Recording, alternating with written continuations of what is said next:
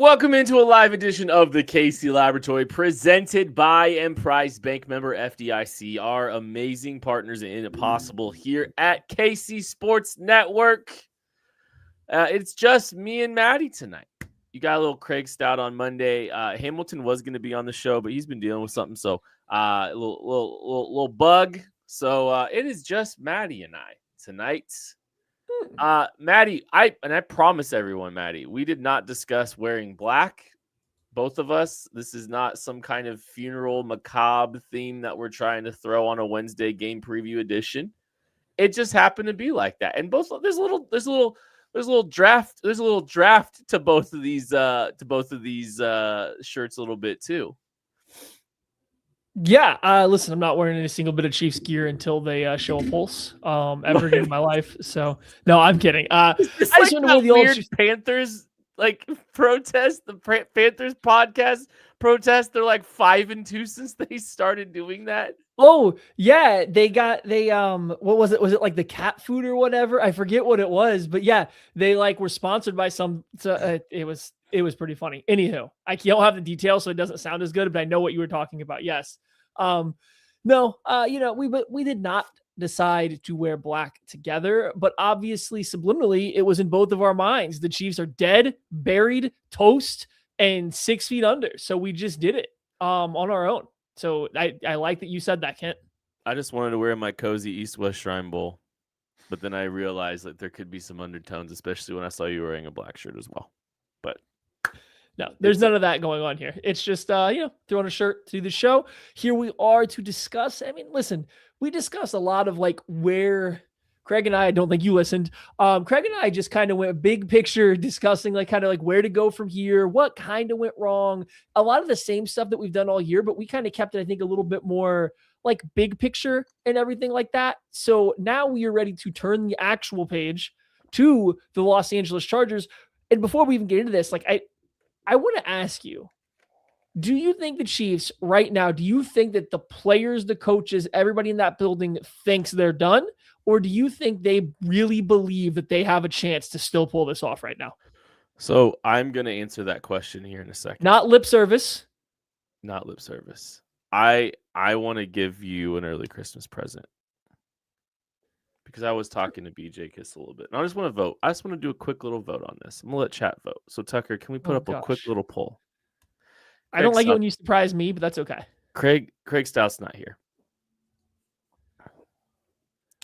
7 minutes with Craig. Not happening tonight. I'm not telling you can have 7 minutes. But I'm gonna let chat pick. It's a big ask. Chat, can we replace tonight 7 minutes with Craig Stout because Craig's not here with just a little draft content? Oh my goodness. Please. Just a little bit. So we're gonna put that poll up. We'll see what chat says. All you need to simple majority. But we're gonna throw a poll up. So I genuinely I don't know. I saw that Travis Kelce quote. And kind of talking on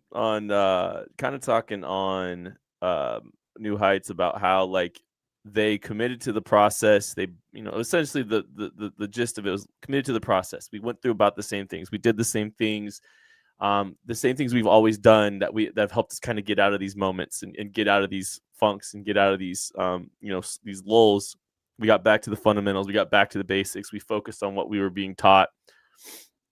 And it didn't matter. It's really the gist of the quote. What? And so, I think some people believe it, and I think the right people believe it.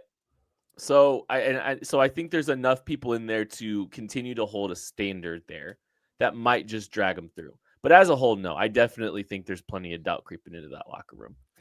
I don't think it's across the board, but I do think that there are some people there looking at it going, we ain't making it.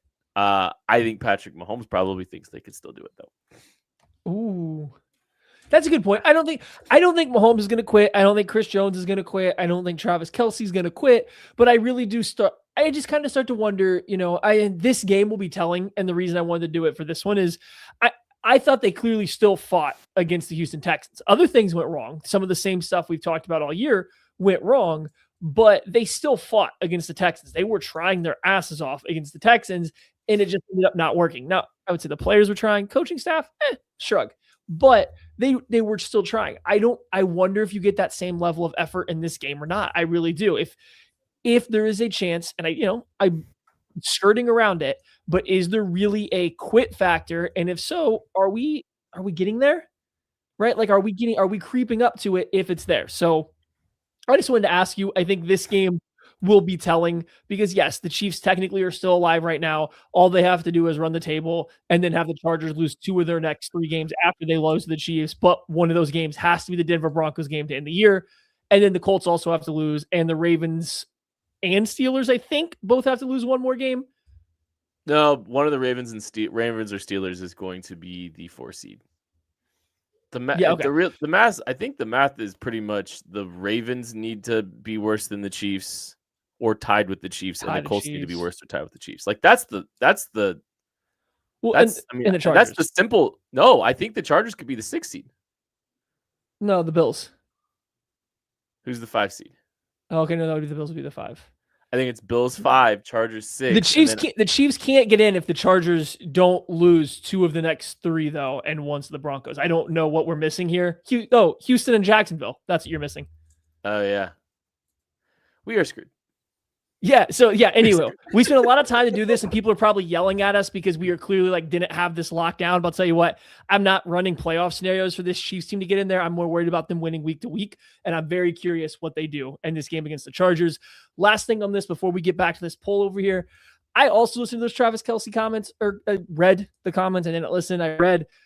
Sounds like a team that's trying to do the same thing they've done in the past. Wonder why it's not working when the same stuff they've done in the past hasn't worked all year. Surprising for them, not surprising, I don't think, for us on the outside. If you're doing the same stuff you guys have been doing for years and it's not working, and I know they're not specifically saying, oh no, we're going back to the same well of stuff. It's just we are trying to go through our routine that's worked in the past. But I don't know, I kind of feel like that has been what's wrong with the team this year, is they're trying to run this out like it's 2023, 2022, 2021, and it's not working because the rest of the league has either caught up to what you're doing or has gotten better, and you're trying to run back the greatest hits, and it's just, it's not connecting anymore. And so just hearing him say it in that fashion of that's what he personally is trying to do and they're trying to do, it's not a shot at Travis. It's just the whole organization right now feels like they are stuck in a rut and they are not really able to get out of it. And they didn't realize it was a rut until Sunday. I think, and I was thinking about this because, they're in a rut and probably need to be a little bit more evolution, because it just sounded like, hey, look, we're doing the same things we've always done and we expected the same results and this is what we do, and it just hasn't worked out like that. Sounds like coaching. Sounds like something needs to get shaken up. Just that, I'm not saying they need to fire people. I'm saying they need to mix some things up. They need some new ideas. They need some changes out there. But I was thinking about it a little bit, and I was like, the Chiefs went 15-1 last year with their starters, and they lost the Super Bowl, and they can try to explain away a lot of it to having Joe Thuney playing left tackle for him and Mike Caliendo being on the field. They got all the way through the AFC doing the same things that they've always done.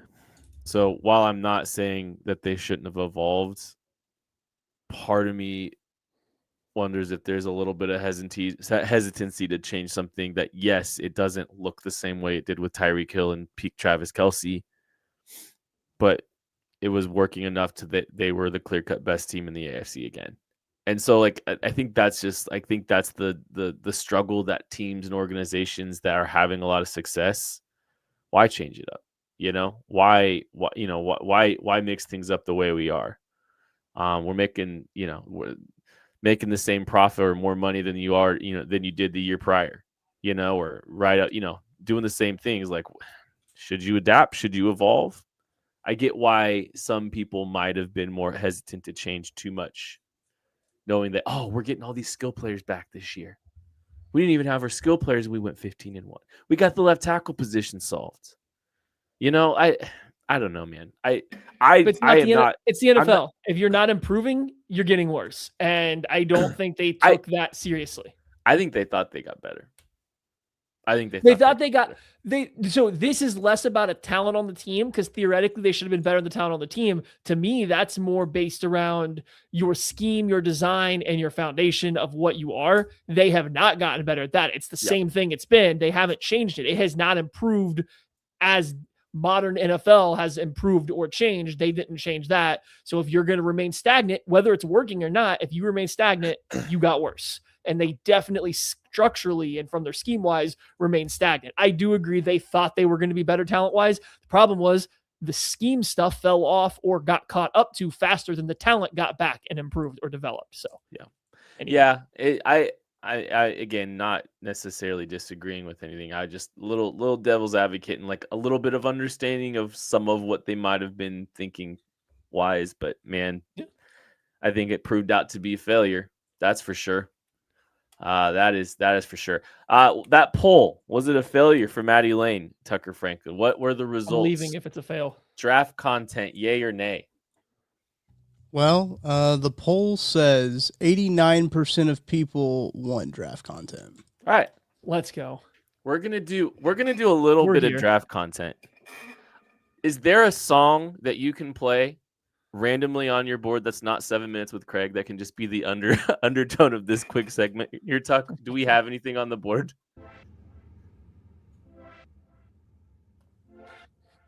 We'll take it. Okay. Perfect. Watch this. Ready for this? Matt Lane, you're on the clock. Okay, that was clever. Boy, this is the first time we've really got to unleash some draft content, so I got to try not to talk a billion miles a minute, only a little bit faster than normal, and try not to squeeze this all in here. We have time. Hey, there's time. It's December 10th. But people, I know, but I got a lot to say, Kent. Okay, listen, this has been boiling up for a month and a half. I've been preparing for this for a while now. I don't think this Chiefs team had the juice. Okay, so this has been waiting in the wings. I'm going to start with my most controversial draft take, I think, of this moment, as of December right now, for the Chiefs in particular. The Chiefs should absolutely take an offensive playmaker much higher in this draft than I think a lot of people want them to. I think a lot of people want to focus so hard on the defensive line, which obviously needs help. And I absolutely don't mean not to do it, but I think people are overestimating the amount of capital and the amount of talent that they have in the wide receiver room, the tight end room, the running back room, not specific positions, but the collective on this offense. I think too many people think it's good enough, and it just simply isn't. I think the scheme is a problem, but when you look at the players out there too, they're just not making plays. They need an influx of talent, of actual players that can make plays. And when I start to look at this draft, once you get outside the top 10, you're probably not getting one of those upper tier defensive linemen. Do not be afraid of wanting, coveting, asking for an offensive playmaker that's actually going to change something anywhere on the field, because they don't have that right now. And I think fans need to at least consider that as an option and not be entirely locked into defensive line or bust. I agree. I 100% agree with you. And I actually wrote this on the KCSN newsletter. I think it's going to come out tomorrow, but I just wrote about kind of 5 big things that I think the Chiefs really need to change to avoid disaster in 2026, because this year was a disaster. Ooh. They have to get a blue chip player in this year's draft. There's a chance the Chiefs are picking as high as 14, 13. Ooh, tough draft for a blue chip player. They should get aggressive in going for a blue chip player. The 2027 first round pick should not be off the table. This is the only chance, most likely, everything goes way according to plan. This is the last time the Chiefs will be picking in the teens again in the Patrick LaVon Mahomes era. Take advantage of the opportunity while you have it. Go make an aggressive swing. So if that's the case, you know what? I think defensive line is a great route to go. Offensive skill player would not. Those are the 2 routes I think they can take. Go up aggressively. You could use your 14th pick in your 2027 first to go get one of the better defensive ends in this class, like Ruben Bain from Miami, already naming the colleges. I'm in peak season already. Keldrick Falk from Auburn. But then there's great receivers here too. Carnell Tate from Ohio State. That would be an ideal pick for the Kansas City Chiefs. They want to go get aggressive with it. He could be as early as the top 10 for the Chiefs. Would you trade here we go. Would you trade the 18th pick in the 2026 NFL draft? 18. And yeah, we're saying they're picking 18. We'll call it 16. Sure. We'll go 16. Would you trade the 16th pick in the 2026 NFL draft and your 2027 first round pick for Notre Dame running back Jeremiah Love? Nope. Not even thinking. There's nobody in this draft class. There's no one in this draft class that I think I would trade 2 first round picks for. I love Carnell Tate. Defensive end? No, I don't think so. I like Keldrick Falk is a very good player that Spags would love, but I haven't seen him put it all together. Ruben Bain is, I think, the best defensive end, probably my number 1 player in this class as of right now. If we're counting like positional value, but I don't think he's a 2 first round picks kind of defensive end. I don't think it's a great top of the draft class. I don't think you're got that many blue chips. I actually don't love the top 10. And I think what's going to happen, and this is where I keep coming back to with the Chiefs, if they are picking in the low teens or 11, 12, low teens, they honestly might just get priced out of all the players that are actively fun. And that's a terrible spot to be in this draft class. I don't love the top 10 as is, but I feel a lot better about the back half of round 1 and day 2 as of right now than I do the top half. So yeah, I would want my draft pick for next year, which I think is shaping up to be a lot better class. Rooting for all the quarterbacks to go in the 2026 NFL draft, as we always are. All right, before we close this segment out, sorry, that's all you're getting today. I do love Jeremiah Love, though. Rank these 3 for the Chiefs. Running back Jeremiah Love, Notre Dame. Oregon tight end Kenyon Sadiq. Okay. Clemson defensive tackle Peter Woods. Rank those 3 players. Okay. For the Kansas City Chiefs. I don't need that much time for this one. Number 1, Jeremiah Love, running back from Notre Dame. He is better than Ashton Genty, and he'd be going to a better situation in Kansas City. Easily number 1. Peter Woods is number 2. Position of need. Unbelievable talent. Again, same thing with a little bit of Falk. He hasn't quite put it all together, so that's why I don't know if I even feel great about calling him like a blue chip type of draft pick, but he's still very good. And I still think, we're talking top 10, maybe top 12 to 15 for him, but still a very good player. I think more along the lines, impact-wise, not exact play style of Deron Payne, not as much Chris Jones, it's just so to speak. I don't think that's in his future, but a very good defensive tackle like Deron Payne seems to be where I see his career going. And then finally, Kenyon Sadiq, who I also very much like, but comparing him to those 2 guys, he is going to clearly fall in the back, behind those 3 or 2 other guys. I think you got the order right. My only question for you is if the Chiefs take Kenyon Sadiq at 16, how do you feel? Great. I have no problem with taking Kenyon Sadiq in this draft. I keep running scenarios, and it continuously comes out. Carnell Tate, Jeremiah Love, Jordan Tyson, Peter Woods, and then Bain and Falk are all gone. Once those guys are gone, I can't make a great case for anybody else over Sadiq once those guys are off the board. Caleb Downs is usually gone too. I would just take that talent. Arvell Reese usually gone too. Ohio State for those last 2 guys. I know I'm throwing a bunch of names out. I've run a lot of scenarios where Sadiq, after the top, 7, 8 guys in this draft, becomes just as viable as anybody else. So I like the pick. He's just behind Love and Woods for sure. Maddie Lane, you're off the clock. Sad. And we're going to take a break. We'll be back with the Chiefs Chargers preview right after this. Heather Luce, broker owner, KC Local Homes, and Emprise Bank has been a great partner for us. They're our partner in Possible. Debbie and I hit it off immediately, and she was one of the first bankers that I would say sat down with me and actually genuinely cared about my story and where I was coming from and what I was trying to do, not just what kind of loan do you need, how much equity do you have, and she really kind of laid out my options for me and just made the process make sense, and I felt comfortable with it. Start to talk about it and think about it, a building popped up that I wanted, that I could afford, and it was in a great area. And so they really guided me through the SBA. I used the SBA loan to acquire it and really guided me through that process and made it happen. I think that we talk about that a lot, where we wouldn't have a business. We wouldn't have what we have here if we didn't have the clientele that we do. I've always functioned out of a people over profits mentality. The houses sell themselves, right? I'm here to help people and facilitate the transaction for them.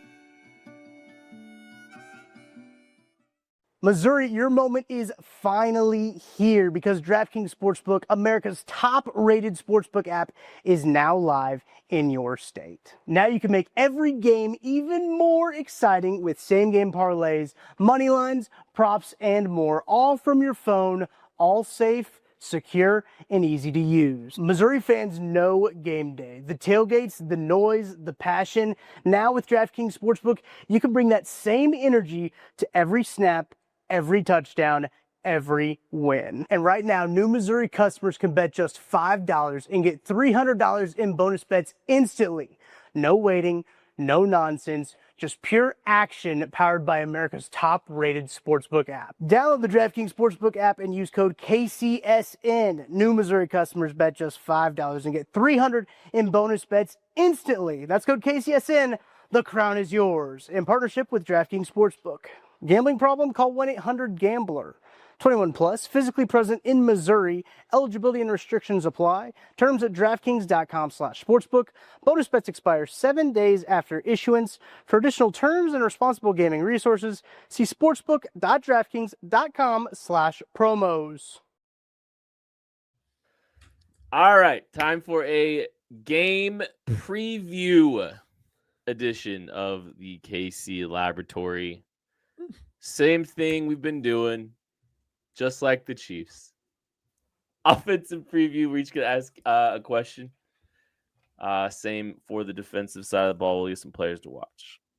I'll start. I'll start with my question. My question is this: can the Kansas City Chiefs?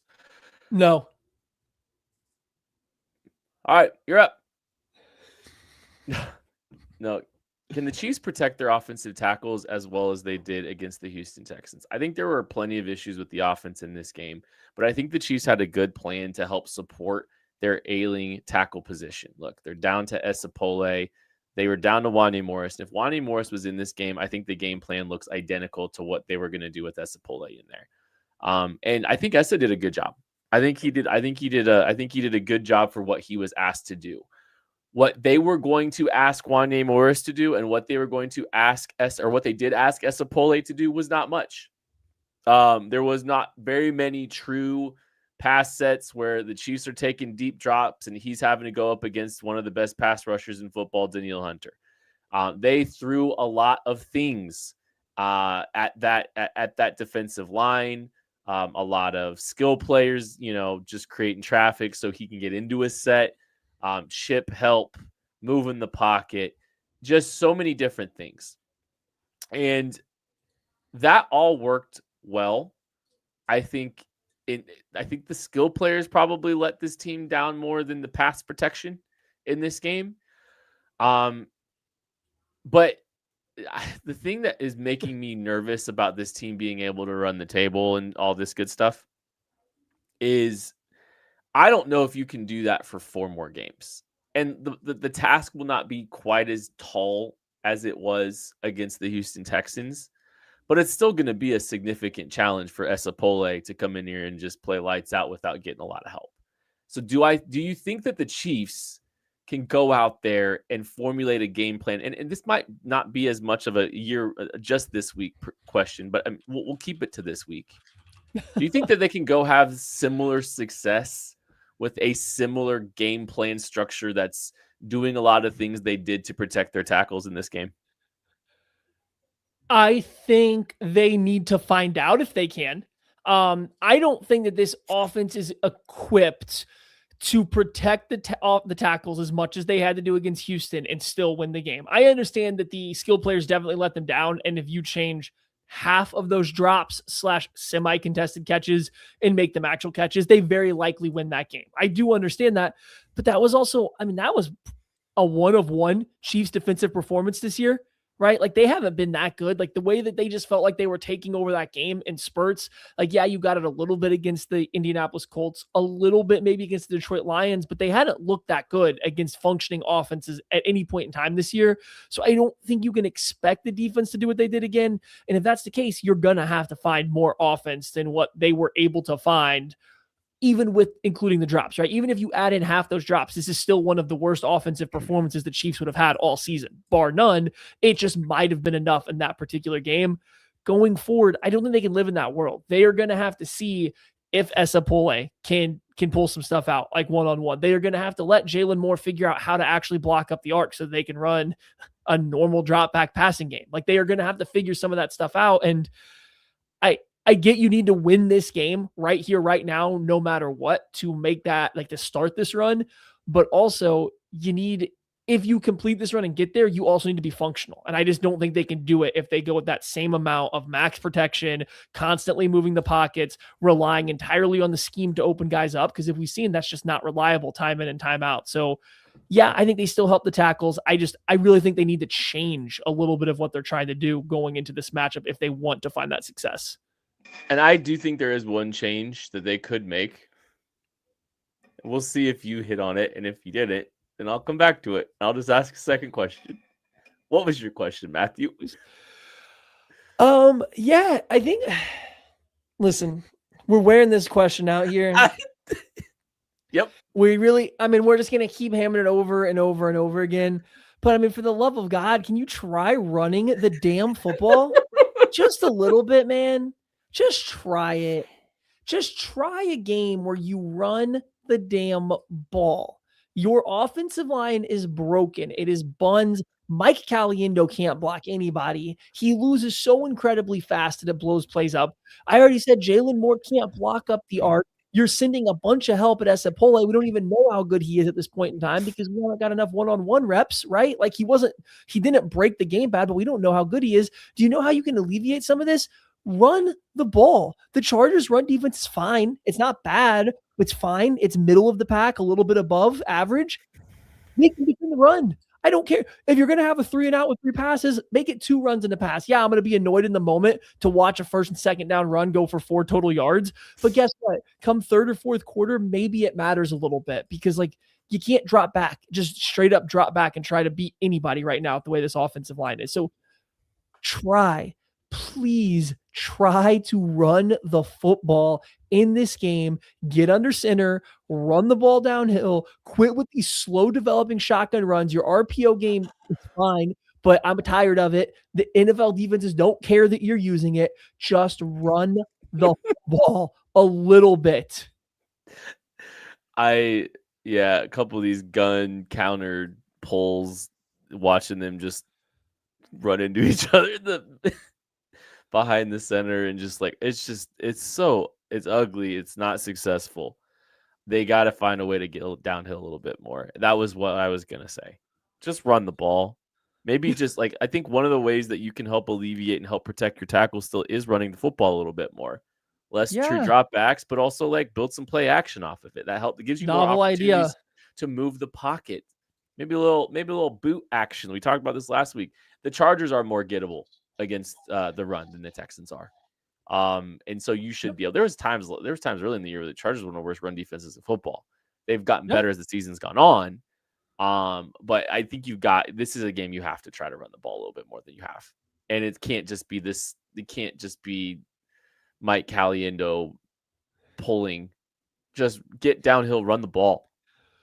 Get downhill, for crying out loud. The Chiefs ran the ball, 21 times again, running backs 22 times, I guess, here, against the Houston Texans.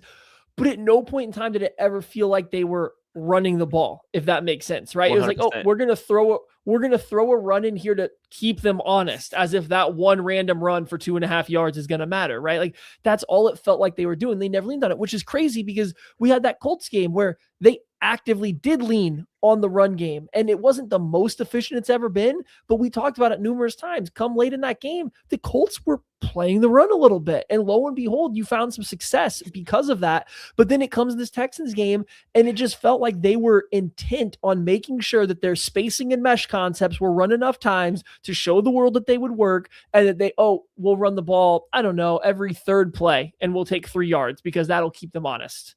Like, you're going to lean on it a little bit. Lean on it. There needs to be a chunks of this game where, you might run the ball 4 out of 5 plays. And guess what? It'll be okay. Again, I will be annoyed when it doesn't work and we take the ball out of Patrick Mahomes' hands, but it's not my job to fix that. You're the head coach. You're the offensive coordinator. It's your job to know what's better for the team than the fans watching the game at home. So run the ball a little bit and make it matter.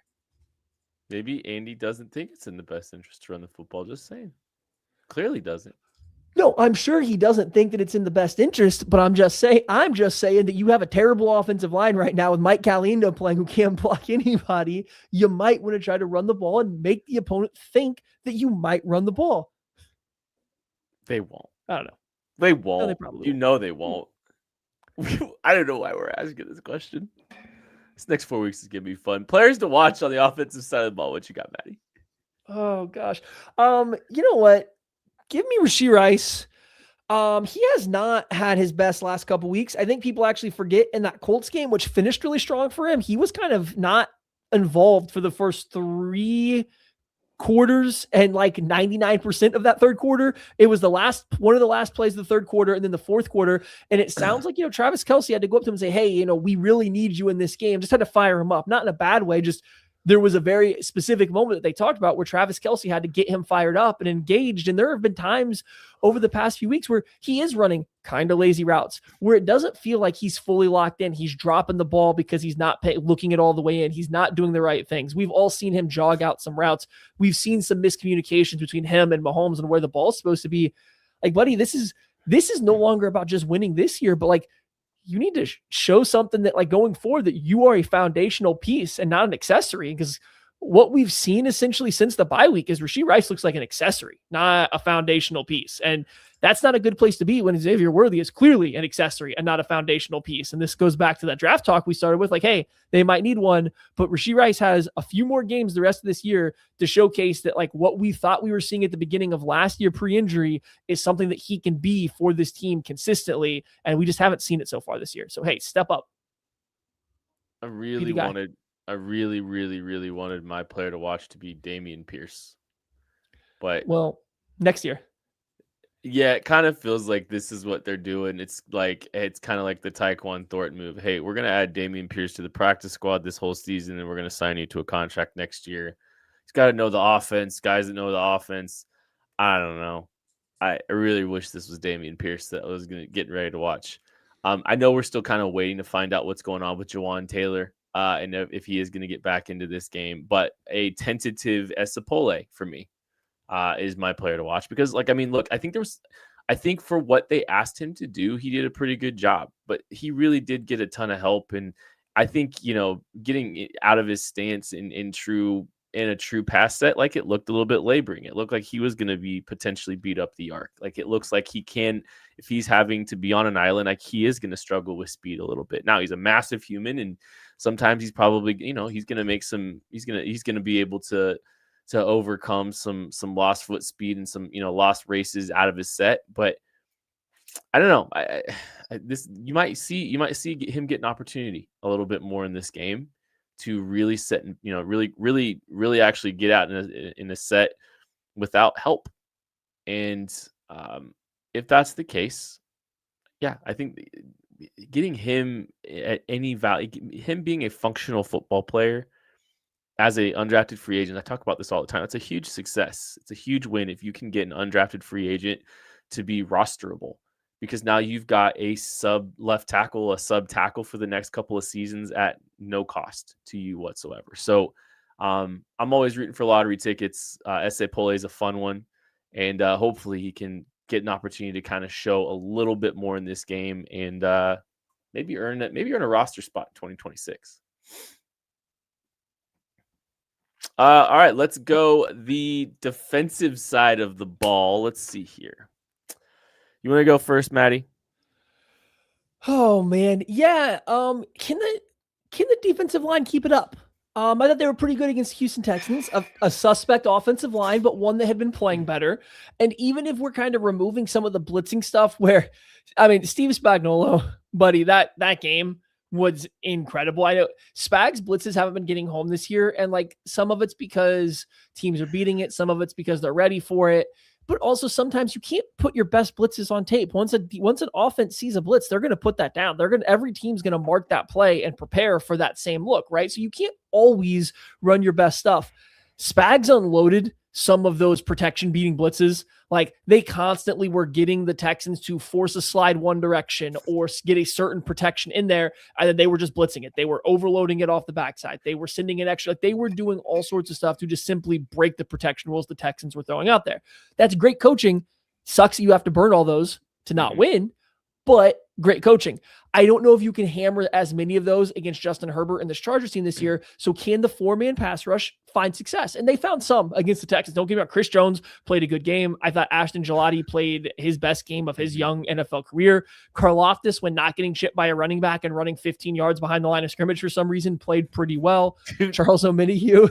There was one play he was completely out of the broadcast view. It wasn't one, buddy. If there was a chip on his side, he was just straight lining to the end zone. I don't know what the plan was, but either way, I thought they kind of played pretty well. So can they do that again? This Chargers offensive line is obviously beat up and not very good. See Eagles game. Justin Herbert is playing like he's afraid of that offensive line. Again, see Eagles game. So can the 4-man pass rush be productive enough that you don't have to blitz nonstop? And if that's the case, if you can play coverage and still get the occasional pressure with 4, then it'll go a long way. So yeah, I want to see the defensive line continue to kind of build on what they have.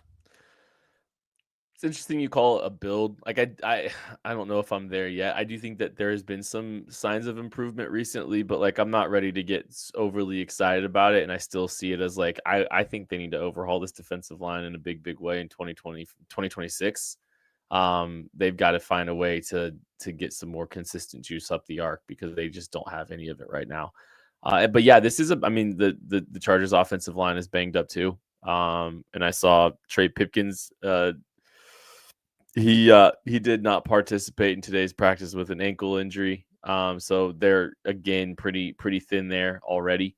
So I think like this is a gettable defensive line. I would like to see more Ashton Gelati though. I do think that's one thing I would like to see him. Like that is one guy I think you can kind of point to the arrow going up a little bit on the defensive line for sure. And I think you're right. He had his best game as a pro in this last one. I will say my question is basically it's very well tied to this. And for the last time, this feels like how long ago does that first Chargers game feel like? God, it feels like well, at that time we still had playoff hope, so I just remember. Well, that dude, I'll tell you what the vibes were just so bad in that game, and in retrospect, the vibes were great until the first play. Exactly. And then you're like, oh, great, here we go. No, this was literally, it was like, okay, no Rasheed, no Xavier. This is fine. Everything's fine. Like, it was just like, we're good. No, they don't have to play the Eagles next week. It's okay. But yeah, in that game against the Chargers, the Chiefs secondary had their worst game of the season by far. It was an awful game for this secondary, especially trying to handle some of the quick game. So the Chiefs could not switch releases. The Chargers did a great job of, and they gave a bunch of free access in that game. Like they gave a bunch of easy free releases in that game. They couldn't sort any two-man concept to save their life. And the Chargers got so many easy 8-10 yard type completions just without even a sweat. And the Chiefs pass rush couldn't get home, and we blamed the Chiefs pass rush not getting home because the pass coverage was so soft and easy and giving them so many easy completions in that game. It was a chain mover for them for the entirety of the game. And the Chiefs, that's one big thing that the Chiefs are going to have to counteract in this. They can't give up as many, soft, easy releases because Justin Herbert was eating them alive. They were running, one receiver up the field and sitting Ladd McConkey underneath the stem and throwing an easy completion to him and him getting yards after the catch and the Chiefs missing tackles. They had so many answers in the short passing game, and the Chiefs got to do a better job of handling that. That negates the pass rush a little bit too. That's part of a game plan that you can employ if you don't trust your pass protection. I think the Chiefs know that, and I don't think the Chiefs are going to give as much easy access in that game. Yeah, I mean, things have changed since then too, obviously, right? Like that game was a lot, if I remember right, a lot of Chamari Connor was playing in the slot a good bit. Christian Fulton he played in that game, correct? Yeah. Wasn't great. So like things have changed a lot since then. Now we don't know the status of Trent McDuffie, so maybe the slot reps are still a little bit more questionable. I did see that Kevin Knowles was actually playing some reps for the defense against the Texans. So hey, the Chiefs are not in love with Jamari Conner as a slot nickel as a defender. So that's good news for fans that don't want that. But they might be reduced to trying to figure out the slot spot again, which is going to be tricky against a player like Ladd McConkey. But I think you've seen Noel Williams when he has to play, continues to play good, continues to play well, acquits himself very well. Jalen Watson has been very good, except for going up against George Pickens. So I feel like the secondary is playing with more confidence now than they did in week one, and they can make it more difficult for the Chargers. The biggest question is just going to be, what is your answer for Ladd McConkey, right? And that's that's what it is. It doesn't need anything else more than that.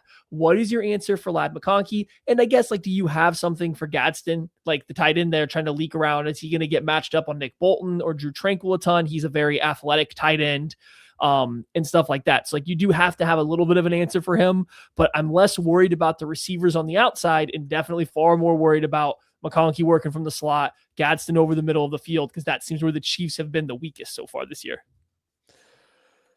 Yeah, the Trent piece of it too, man. I mean, that's such a yeah. I mean, I don't know what to expect with Trent either. Like, and we'll find out, right, as the week goes on. But like, if they don't have him, that's just another, like, handling Ladd's going to be just that much more challenging. I'm not trying to be too glum, but man. Well, and here it is. Since week 8, the Chargers are a bottom 10 team in the NFL in EPA per dropback. I believe they are a bottom 10 team over that same span in dropback success rate. They're a little better in success rate. They're middle of the pack. Like, it's not like they've been a lights out passing offense over the past, half season, right? Like, they have definitely, as the offensive line injuries have piled up, as Justin Herbert is getting hammered more and more, and that hand is still just fresh off surgery, the non-throwing hand.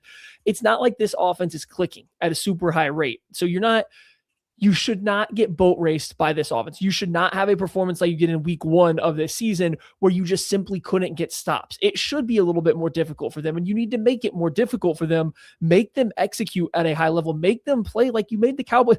We give a lot of crap to the defense of the Cowboys game, and it's justifiably so. But they at least made them make plays. Now, Dak and Pickens and CeeDee Lamb were making the plays, but they made them make those plays. I think you at least have to do that. At very least, you have to make the Chargers do that, because they probably won't make them at the same clip. They especially don't have receivers at that level of Pickens or Lamb. Yes, McConkey's very good. Quentin Johnston has his moments right now. Keenan Allen has his moments right now, but they're not as good as those guys. So make them make plays and see if they can beat you that exact same way. Don't give them easy stuff, I think, over and over again. And that's a part of what they did against the last time. And that was part of the success of the offense for the Chargers the last time that these two teams messed up. All right, defensive players to watch. Matthew Lane, what do we have? You know what I'm feeling in this game? Brian Cook turnover. It's coming. We're getting a Brian Cook turnover. I continuously watch this Chiefs defense, and similar to the offense, they don't really have playmakers. They don't have guys that make plays, where they don't have somebody that you're like, ooh, we're getting a turnover here because of that guy. They don't have someone that you're afraid of. Texans defense is phenomenal, right? They have a ton of talent on that team.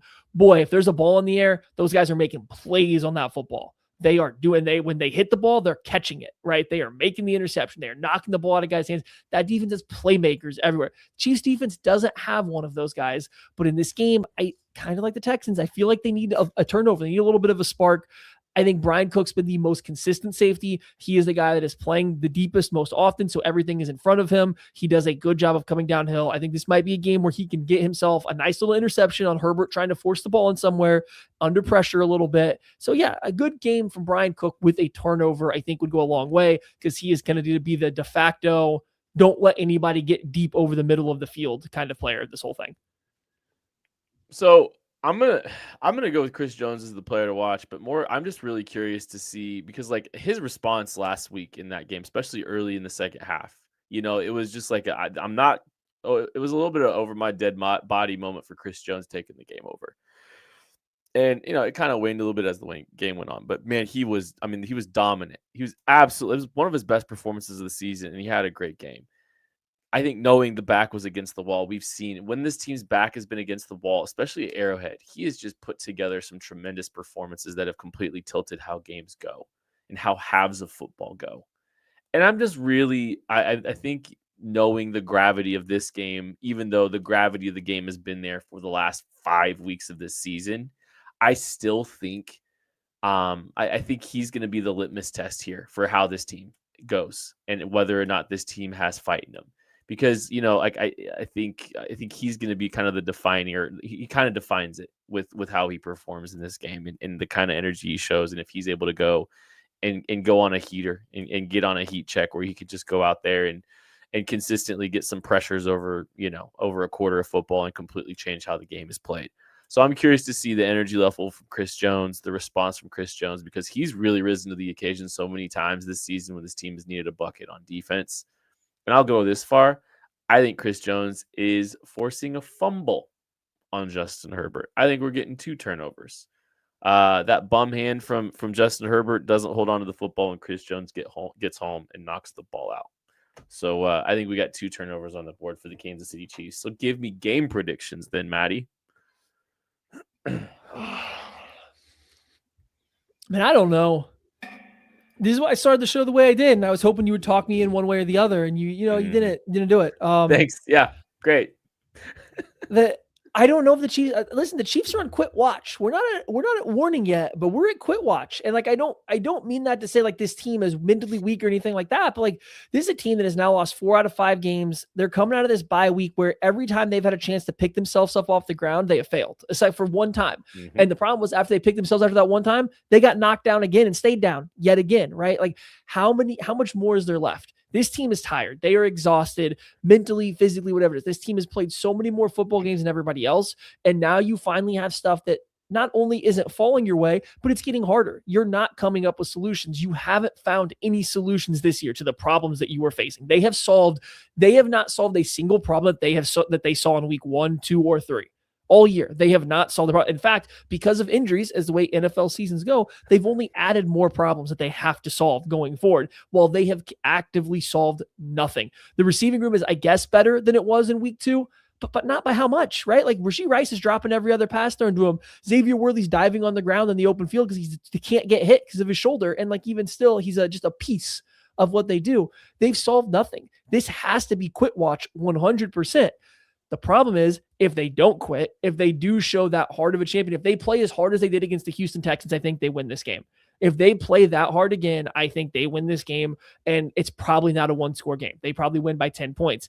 I just don't know if I feel super confident that they go in with that same level of intensity after what just happened. I just don't have the belief that they're going to change anything. They just might have to outplay in terms of effort than the Chargers give, and I think that's entirely possible. So for the last time this year, if they don't do it, we are going to take the Chiefs in this game 27-17, 10-point victory over the Chargers. But boy, I could very easily see this one going ugly very quick. If this starts slow, it could very much swing the other way real fast. I agree. One thing we haven't talked about much either is the Chiefs did have a significant rest edge on the Houston Texans as well. Well, and that didn't do anything. Chargers played on Monday Night Football, slight rest edge for the Kansas City Chiefs in this game. Played overtime. I think they've got 1 left in them. I don't know if 1 left in them means that they have 4 in them, but I do think that they will come out swinging in this game, and I do think that they will come out with the energy that's required to win this football game. I think you're going to see a really strong performance. I think Chris Jones is going to take this game over against a really bad Chargers offensive line, and I think they do enough to disrupt the timing of Justin Herbert. Offensively, I don't think you're going to walk away excited, but you're going to walk away with more points than the Chargers. So I do think they pull this one out. And then, yeah, like there's a couple easy games, and it all kind of points to that Denver game. You know, they're going to need some help here. They're going to need a lot of help, but you win this one, you've got a chance to run the table at least. You can at least get yourself to Christmas Day against the Denver Broncos at home on a short week. Give me the Chiefs 21, the Chargers 14. 21-14, Chiefs win. Before we get out of here, I had a question for you. Right. Personally, would you rather the Chiefs lose this game and just continue to get a better draft slot, or win this game and continue down this we're playing the have to win every game and then still also hope the Chargers and Colts cooperate with us to make the playoffs? If I'm being honest with myself. Where are you at right now, today? If I'm being honest with myself, I think I'd like to see. I think I'm okay with this one being over. This, if I'm being honest with myself. So yeah, I just think even if they get to the playoffs, it's going to be tough to this version of this team to go out and win playoff games. That's the thing that gives me pause. I don't ever really want to quit on Patrick Mahomes, though. And I think that's the other thing. Like, that's the thing you keep coming back to is, like, if there's one person that could, it's still the best player on the planet.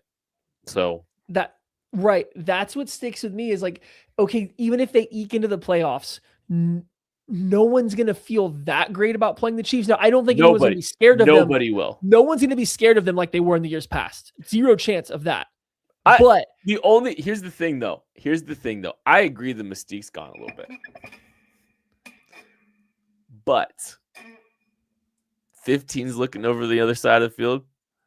That team, all that jewelry, you know what? They sucked this year. We're not scared of. I think they wind up a little scared. I think the other team. Everyone that they're going to see in the playoffs already whooped their ass this year, so I don't know if they're going to feel quite that bad. I'm just saying, little lemon booty. I agree. They won't want that matchup. I just don't know if they're as afraid is the wrong word, but I don't know if they're as nervous. I don't know if they are feeling the same going into it this year if they get there.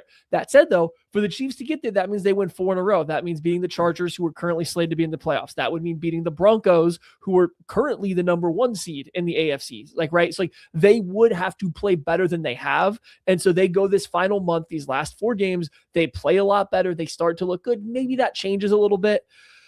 So, like, 2 days ago, if you would have asked me this question, I'd say, let's just get that top 10 pick, because I feel a lot better in the top 10 of getting these guys we were talking about earlier than I do picking at 15. I think barely missing the playoffs this year is the worst place to be, because that's just the draft places. They're weird. So get the top 10 pick, get a really good player and move on.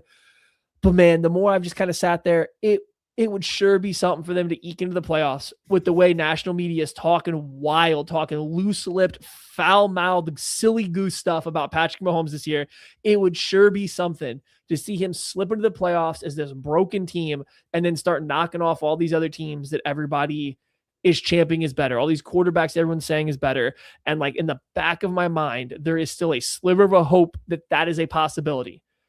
But boy, I had to see them play a little bit better. And like every time I say this is the game they got to play better, they keep letting me down. So I don't know why I'm still holding on to some belief. It's still there, but it's dwindling. But I think I'd still rather them right now keep it alive. Also, I would like to see Mahomes get to finish the year strong. And if they go ahead and pack it up just to be bad, I don't think there's any chance that he doesn't, have a bunch of really bad games down the stretch here, as they call it, quits. And I don't want to have to deal with any more of that. If they get eliminated, they should shut him down. Yeah, you think he's going for that? No, because it's Travis. I watched my man wrap his knee with an electric knee brace and then take off and run. I know. And if it's Travis's last year, like I don't think that's gonna happen. But there's only one way for this terrible season to get worse. That's all. And we're not gonna talk about that. Hopefully we're talking to you after a win. That is going to do it for this episode of the KC Laboratory. Make sure you're checking out everything going on KC Sports Network this week as we get you ready for Chiefs Chargers. Thank you all so much for listening. We love you. We appreciate you. We'll catch you later. Not even college football playoff talk. Unbelievable.